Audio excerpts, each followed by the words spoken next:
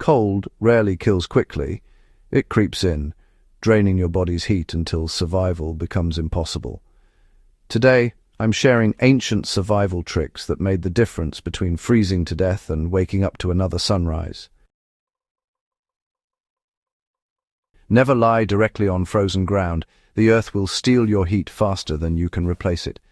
Ancient hunters and explorers always created a barrier between themselves and the ground. Without foam pads, they used pine branches, dry grass, leaves, and bark. The secret is air, tiny pockets trapped between layers, acting as shields against the cold. Picture this: night falls, temperature drops, and you gather pine boughs, dried leaves, and moss to build a thick bed. You're not just making a bed, you're building a barrier that keeps your body heat from being stolen. Even a few inches of insulation can save your life. I once survived a subarctic night with only evergreen branches between me and the frost. Ancient people learned from animals. Deer bed down on forest litter.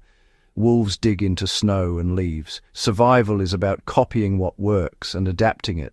Next time you're caught in the cold, gather branches, leaves, and bark. Pile it up, fluff it, make it thick. Every layer slows your body heat from draining away.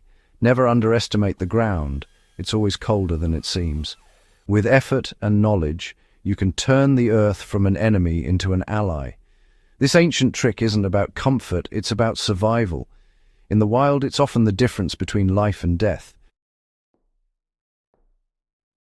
Wind is a silent enemy. It strips warmth from your body, making cold nights deadly. Ancient travelers knew you need shelter from the wind, not just fire. A wind shadow is a protected pocket, sheltered from gusts.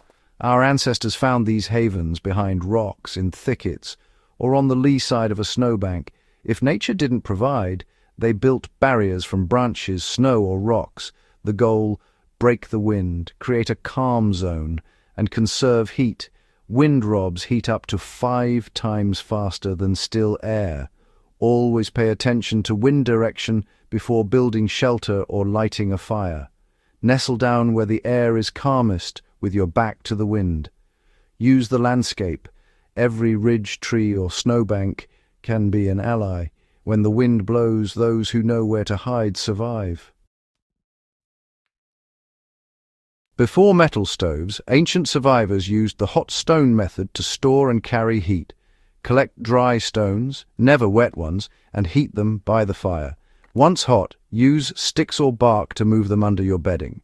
These rocks radiate warmth long after the fire dies. In harsh environments, this method meant the difference between shivering and sleeping. Always use dry, solid stones and never put them too close to your skin. The hot stone method is simple, effective, and stretches a fire's warmth through the night. Let your fire do double duty, heat your stones, and carry their warmth into the darkness. The best insulation comes from building up multiple thin layers. Start with sturdy branches or twigs to lift your body off the ground. Add dry leaves, grasses, or bark to trap air pockets. Top it off with soft pine needles, moss, or animal fur. Multiple layers, each with different textures, create efficient insulation. The goal isn't comfort, it's survival. I've slept on beds like this in wild places. It's never plush, but it works. Each stage, branches, leaves, soft cover, adds protection. Mix materials, stack them high, and fluff them up before lying down. Layered bedding can mean the difference between a long night and your last night. Cold attacks the mind as much as the body.